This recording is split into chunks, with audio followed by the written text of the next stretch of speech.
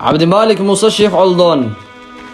رمضان تطبنكي هور isagu wuxuu ku dhameystay jeelku ku dhameystay halka dadkii uu xidhnaa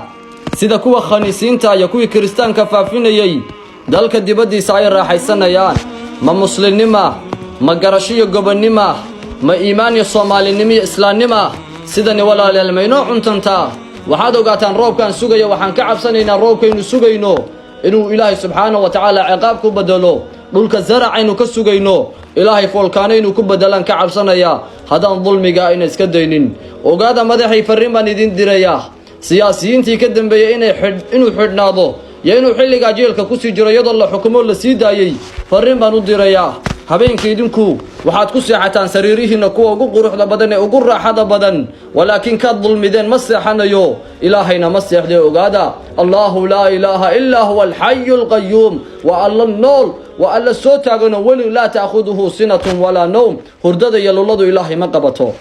labada ilaahay oo soo jeeda iyo kii dulmideen oo soo jeedana waxaad ogaataan laysa baynahu wa bayna Allahi hijab ducaadiisa habaarkiisa isaga ya ilaahay cid u dhaxaysa oo kala afqaadisa ma jirto subhanallah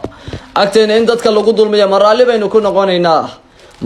noqonaynaa waxaad ogaataan madaxdii iyo siyaasiyiintii ka dambeysay inuu u xidhnaado ninkani Joy Isa iyo khaniisiin inay u xidhnaado oo muslim uusan xataa u xidhnaanin waxaad ogaataan maalinka ida idinku ubadkiina gacantaad qabsanaysaan walaakin ubadka عبد المالك شيخ موسى علدون ayaga abahood wad ka xidheen taasina waa dulmi labaad weeyaan waa dulmi labaad